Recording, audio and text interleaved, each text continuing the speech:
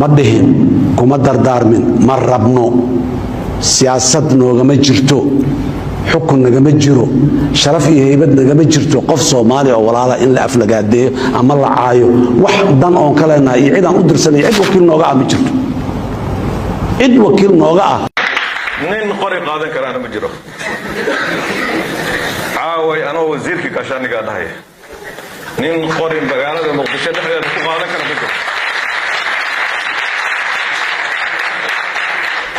yuhuud ma ka dhacays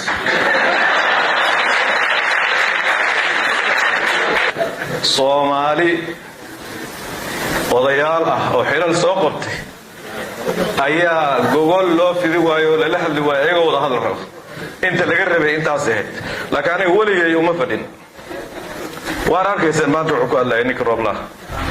wuxuu yiri wadanka midnimadiisa halis ku jirta markaasuu hadduu yiri Soomaaliland waa saxsantahay aska socota هذا هو الدارنتاس فسر هذه تبتع سوير والله بالله وحويري دور الشوف وحرمنا حرة وحلالة وديمقراطية هذانا مدحوينه دور شدي وكله شيء وينوير وانا انت دولة دور شوف في عذاب الوضاب نيجي خيرها صاحب كان دستور كاضية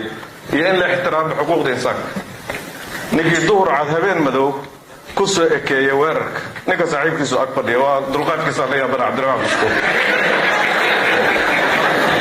وانا دلقات بدن نيكاس